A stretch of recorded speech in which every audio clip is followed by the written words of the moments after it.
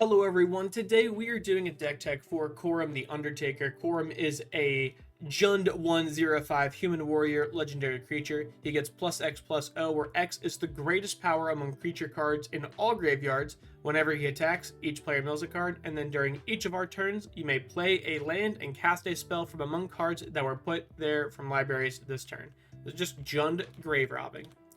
So why play Corum, right? It's because Corum is a theft deck that can win without theft. Just because he has such high potential to just become so big because it's big power in the grave. Very easy to win with commander damage. He's a very unique Jund build that's super flexible, so you can run any number of cards you wish to choose so and shape it how you'd like. Again, extremely high potential to kill with the commander damage, just because if we have a big guy in a graveyard, he's going to get plus X, like whatever a creature's power is. We'll talk about that in a little bit. And since he essentially hits every player, we're kind of drawing extra cards a turn, because we get to play those cards that we mill, and each of our opponents get to mill a card, so we kind of get their options too. Here's the game plan. We need him to win. We just pretty much rely too heavy on his milling ability to steal and his high attack power. Early game, we're just going to set up with mana and ramp. Mid game, we want to play Corum and make sure he lives, because we do need him to live. And then late game, we attack with Corum, mill players, steal their cards while attacking with a huge X5. I will say this now. The tricky thing about theft decks is that when you build a deck list for a theft deck, you can't kind of count on what your opponents is going, or what they're playing. It's only as strong as your opponent's deck. Corum, probably not super strong against a goblin tribal deck or whatever, but he's probably going to be pretty good against I don't know, like a big mana deck, or just like someone trying to do like aristocrat pieces or whatever, right? Corum will be good for that. Channel and deck stuff, it's like $347 at the making of the video. Take it with a grain of salt. Some Modern Horizon cards are expensive. Cards will go up, cards will go down. Get the cards you need from the link down below. It helps the channel. And then if you really want to help the channel, subscribe, like, and comment. Going into the only planeswalker we have Random Realm Breaker, really just because it filters our mana. The issue with theft decks is that when you steal a card, Corum doesn't let us pay any mana of any color. The idea with Corum is that we mill like someone's land, and then that's how we can play colors. But that's not reliable enough. So Random Realm Breaker is great. Really, just lands you control have one mana of any color, so it filters our lands right away. It's fine to make an elemental. We like the idea of milling 3 just to return a permanent, because with Corum on the field, and again, all of these cards are assuming Corum is on the field. Mill 3, which is essentially draw 3, and then put a permanent card from among them into our hand, which is nice just because it's, if we don't want to cast it right then and there, we can kind of hold off to another turn to cast it. And then if we ult it, we probably will win the game. That card's kind of nuts. Aftermath Analysis is nice. Mills 3 when it enters, and then later we can choose to pay 4 mana to return all lands that we've milled from our grave to the battlefield. Not just the mill from the 3 cards, but just, it's good early game and it's good late game, and it's actually just good at any point in the game. It draws us cards with Corum, which is, the milling, whatever, and then late game will just get us back. Early game, it sets us up, because then Corum will enter, hopefully, as a creature. Anger and Brawn are practically the same card, right? Haste, trample, as long as Anger's in your graveyard and you control a mountain, you have haste. As long as Brawn's in your graveyard and you control a forest, you have trample. These are cards that are good to mill, just because we don't want to cast them. We want them in our graveyard. We're in a Jund deck, so ideally, we have both. So our creatures are constantly haste and trample.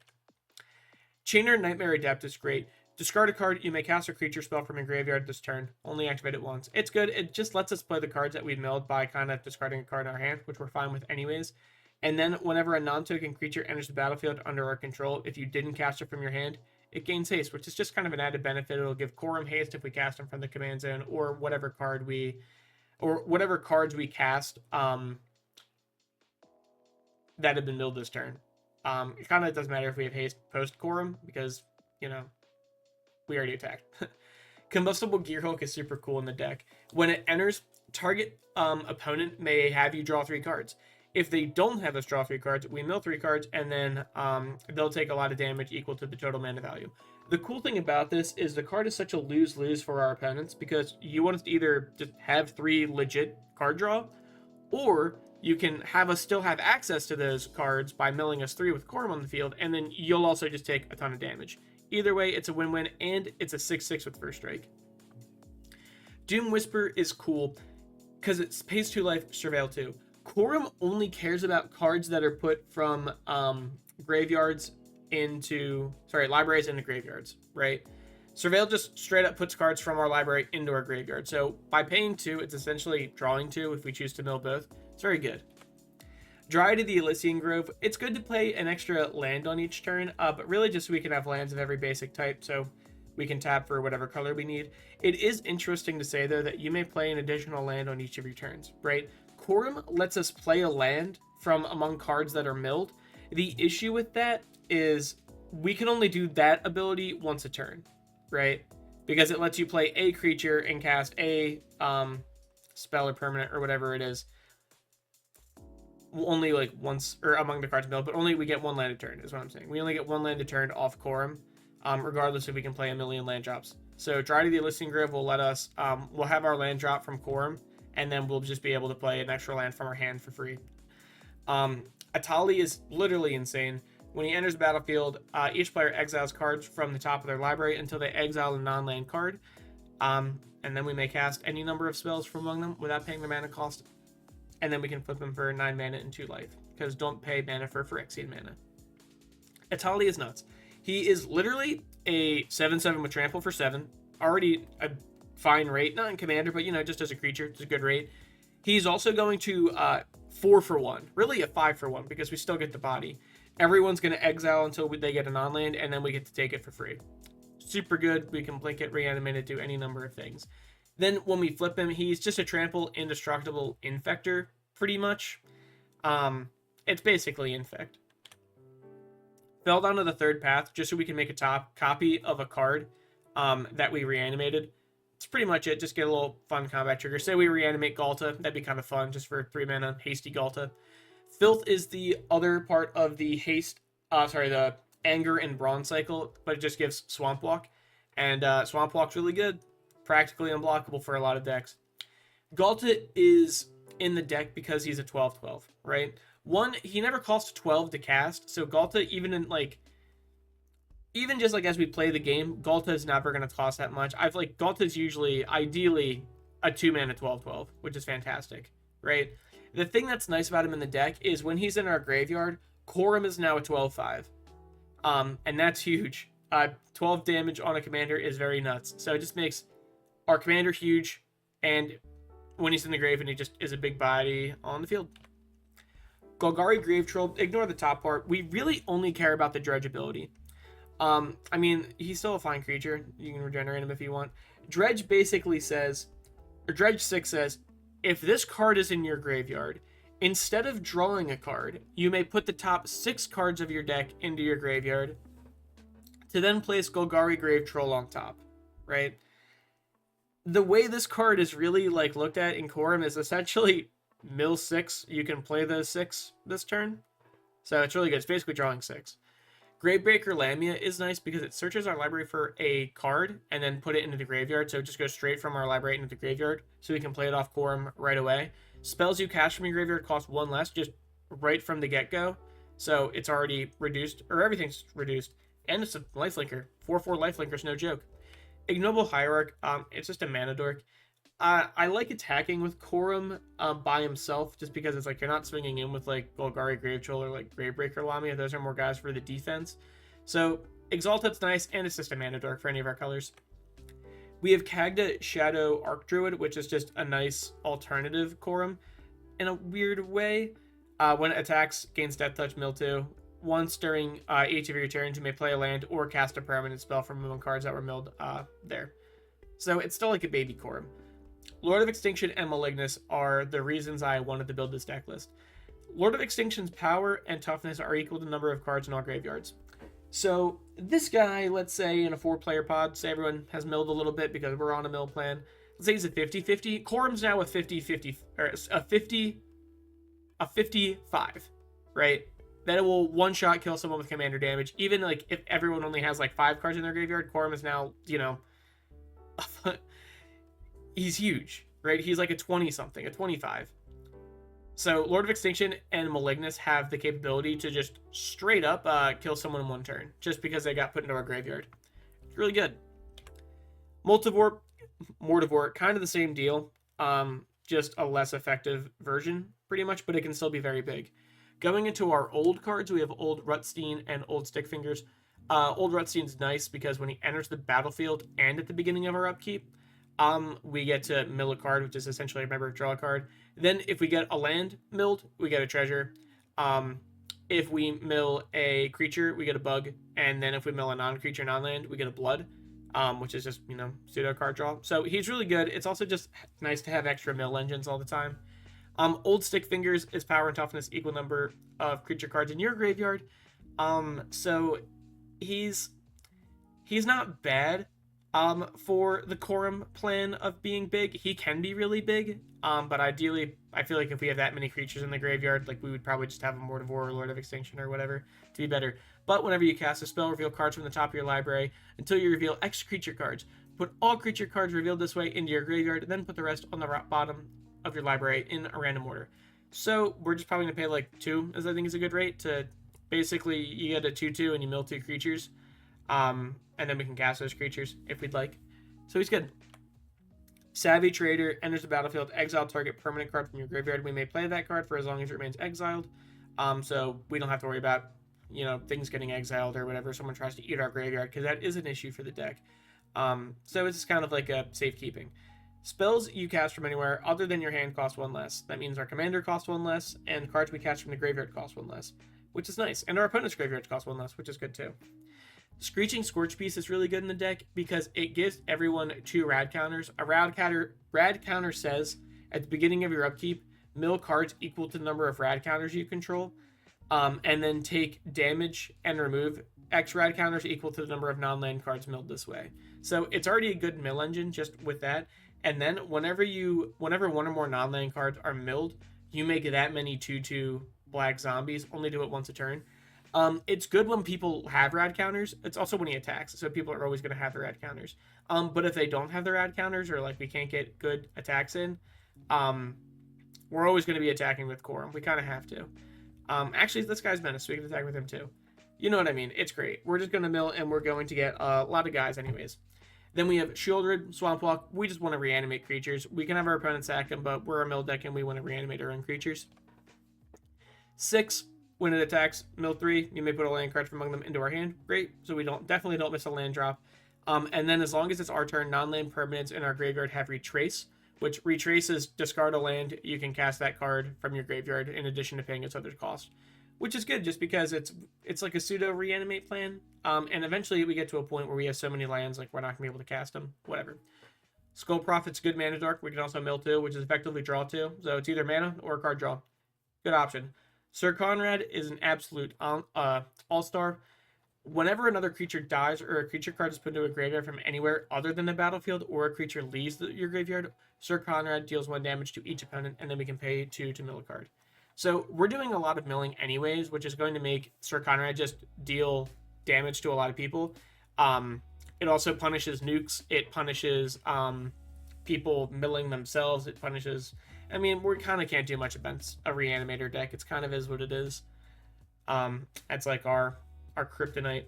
But yeah, he has like such high potential to deal so much damage to everyone, like all at once. Like even like 6 will mill 3. Hopefully we get 3 creatures, so it kind of deals 3 damage to each opponent. Skull Prophet will mill 2. Same thing, 2 damage. And he enables himself. Tato Farmer's nice. Ignore the landfall. We're not going to do it. But we can put 2 land cards into a graveyard that was milled this way on the battlefield tapped. If we attack with Corum and let's say like 2 of those cards are lands, we can at least get one of them. We can play the one and then we can steal the other one with Tato Farmer, which is cool. And I like his flavor texted art. Underrealm Lich. If you would draw a card, instead look at the top 3 cards of your library, put 1 into your hand, the rest into your grave. With Corum, practically just says draw 3 cards a turn, and then we can give him indestructible. For 4 life, which we probably almost always would.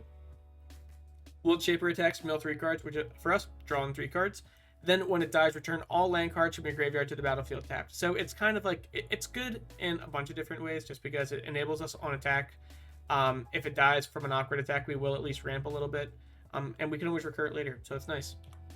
The final card is Yargle and Multani. It's because it's an 18/6, and if this card is on the field, have fun dealing with an 18/6. And if it's in our graveyard, Corum is now plus 18.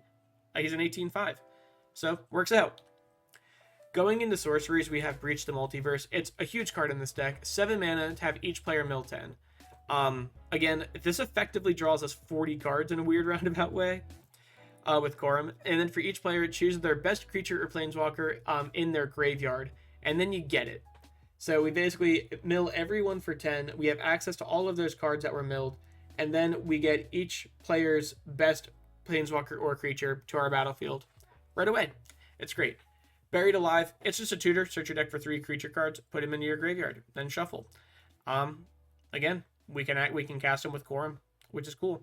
Challenge Ignition is for when Coram is huge. Target creature you control deals damage equal to its power to each other creature and each opponent. So it just kind of explodes. Coram lives, but I don't think many other things also are living. Also important to mention, this does not count for commander damage. Know that, because the commander's not dealing combat damage. Cultivate and Kodama's Reach are the same thing, really just to help us stay consistent with lands. We also do need to ramp a considerable amount in this deck, just because we want to make sure we're able to cast everything. We want to have a lot of lands so we can cast multiple spells that we're stealing a turn. Nature's Lore and 3 visits the same thing. Search your deck for a shock land or a triumph, put it on the battlefield, or just a regular old forest if you want to thin the deck. Persist to return target non-legendary creature from your graveyard to the battlefield with a -1/-1 counter. We don't care about the -1/-1 counter. We really just care about whatever funny effect it has. If it's like, let's say, the Gear Hulk, that's a good one. Reanimate, put target creature card from any graveyard onto the battlefield under our control, and we lose life equal to its mana value. We're just 1 mana, get the best creature from any graveyard. We'll lose a little bit of life. Who cares? We get the best creature. Rise of the Dark Realms, I couldn't help but want to run in this deck, just because it's so funny, because we kind of want to mill everyone. Put all creature cards from graveyards onto the battlefield under our control. That's kind of fun. It's pricey. I just like it. I like it. It's a fun pet card. 3 visits in Nature's Lore are the same. Unmarked Grave to search our deck for a non-legendary card put into our graveyard. Again, we can cast at this turn with Coram. Victimize to sacrifice a creature and then reanimate 2 creatures from our graveyard to the battlefield tapped. Also very good. Going into instants, Assassin's Trophy is really just to get rid of something we don't like. I mean, it's just good removal. Deflecting Swat is to keep Coram safe. If someone tries to target kill him, we at least have a free, not happening. Entomb, search our deck for a card, put into our graveyard. Short, sweet, to the point. Good with Coram. Fling and Kazel's Fury are literally the same card, except Kazel's Fury has a land stapled onto the back of it. As an additional cost of this spell, sacrifice a creature. It deals damage equal to that sacrificed creature's power to any target. So, in a fun world, we attack with Coram, who is like big. I don't know, like say like a 15/15. And then we sacrifice Coram, or we sacrifice Malignus or Multivore or Lord of Extinction and just kill someone. Grizzly Savage practically just says draw 5 cards. Put a creature or land card from among them into your hand. Put the rest into our grave. So we get one that we don't want to get rid of, and then the rest we can just cast that turn, which is nice. Malakir Rebirth. It has a land on the back, but another keep Coram safe card. If someone tries to kill Coram, or he dies from like a nuke or whatever, we can at least bring him back to the battlefield. So then he can like attack and we can keep on going. Going into artifacts, we have Arcane Signet. Just for taps for any of Amanda's colors, or our commander's mana. It's fine. Brass's Tunnel Grinder flips into a land. It's really good because when it enters the battlefield, discard any number of cards and then draw that many cards +1. It won't trigger Coram, but it's good filtering, and we are also just end of the day on a reanimation plan and theft. So it's like this helps with the reanimation. It's always going to trigger Descend just because Coram mills one all the time. And then it flips into a land that whenever we cast a permanent spell, we discover X, where X is that spell's mana value. So it's kind of another free. It's like a free spell on top of that. Chromatic Lantern, just so we can play our opponent's cards. Want to make sure we have the mana to cast them. Crucible of Worlds, really just so we can just keep playing lands. If we miss with Coram, we at least want to be able to get cards like that that are like in our graveyard, because ideally when we steal lands, we steal our opponent's lands. So Crucible of Worlds is nice just to be able to help us like always stay consistent, because we're going to be doing a lot of milling. So ideally we're never missing a land drop. Lightning Greaves just to keep Coram protected, and then haste so we can attack right away. Mind Crank, whenever an opponent loses life, that player puts that many cards from his or her, basically they mill that many cards, equals the life they lost, which is huge because it's just whenever an opponent is dealt damage. So if opponent A deals damage to opponent B is milling that many cards, and we can have access to that many cards. Or if it's our turn and then we attack and people mill that many, we get that many more cards. So it's good all around. Realmbreaker, I think, is neat. We're never going to pay the 10 unless we need an instant speed Shieldred. But it's to pay 2 mana, target opponent mills 3 cards, so we draw 3 cards, and then we get a land from their graveyard onto our battlefield, tapped. Not among the milled cards, it's if they just have a land in our graveyard, we get it. Which is cool. So it's good ramp, it's good card draw, I like it all around. And then we have Soul Ring, because it's Soul Ring, it's easy mana. Trailblazers Boots and Whisper Silk Cloak are just there to make them unblockable, right? Given Coram non-basic land walk, there's so many non-basic lands in Magic nowadays, like, it's practically unblockable. And then Whisper Silk Cloak just gives him Shroud, and he really can't be blocked. Good overall, just that can easy win with commander damage. Going into enchantments, Animate Dead. It's really just an aura. Animate a card from any graveyard, and then we get it at -1, -0. Hardly matters though, just because we want to get like an easy reanimate effect. Cemetery Tampering, Hideaway 5. When it enters the battlefield, look at the top 5 cards of our deck, exile one of them face down. Then, at the beginning of our upkeep, mill 3 cards, which is just good card draw. Then, if there are 20 or more cards in our graveyard, you may play the card without paying its mana cost. So, it's good card draw for us, and it's a little free Hideaway 5 spell, which is good. Deadbridge Chant, I like the idea of. It enters the battlefield to mill 10. We draw 10. At the beginning of your upkeep, choose a card at random in your graveyard. If it's a creature card, put it on the battlefield. Otherwise, put it in our hand. It's just good, easy, fun reanimation. Again, if we get a creature, great, it's just onto the battlefield. If not, we'll just put it back on our hand. If it's like a Kodama's Reach or it's like a kill spell or whatever, it's good. It's good either way. And then we have Rhythm of the Wild because we don't want Corum being countered, and it'll also be able to give him haste. Going into the lands, it's nothing too crazy. It's just all the shock lands. We have all of the surveil lands because they will trigger Corum to draw us a card. Pseudo draw us a card. We have all of these vow lands, I guess they're called, the Hunt Cycle. They're good because we're probably going to have 2 other lands. Check lands are good, and then we have the Battle Bond lands. Going into the whatever lands, we have Command Tower because it's going to tap for any of our colors. Exotic Orchard is going to tap for any of our opponent's colors, and we're theft, so we need that. Kessig Wolf Run, it's just a fun, easy way to kill people with Corum. We can just make Corum big. It's a combat trick. Give him trample. If they're close to commander damage, we just can. Shizo, Death Storehouse to make Corum annoying to block. Talking Numa is good because we'll mill 3 cards, and we can reanimate a creature or not reanimate, get a creature or planeswalker from our hand. We can do it at instant speed. And then Zeator's Proving Grounds, just because we can tutor it up with 3 visits, Nature's Lore, taps for any of our colors, and we can cycle it to draw a card later. I do want to say with Kessig Wolf from before, I know we are a theft deck, right? However, it is very hard to plan what our opponents are doing. So this deck can be completely wrong based on what our opponents are doing, right? Like maybe we're not on the fling plan, or maybe we're not on the reanimate plan. It's just, we got to do what we can do and not rely on our opponent's decks, because if you have a theft deck that relies solely on your opponent's deck, you're going to be sitting around waiting, doing a whole lot of nothing, waiting to steal the best thing, and that best thing's never going to come because they know it's just going to get stolen. Going into basics, 5 forests, 4 mountains, 5 swamps. We're pretty black heavy in this deck, but since we have like Shizo and Takinuma, I figured just put it down lower. That's all I got for you guys. Thank you guys for watching. Get the cards you need from the link down below. Like, comment, and subscribe. And I'll see you next time.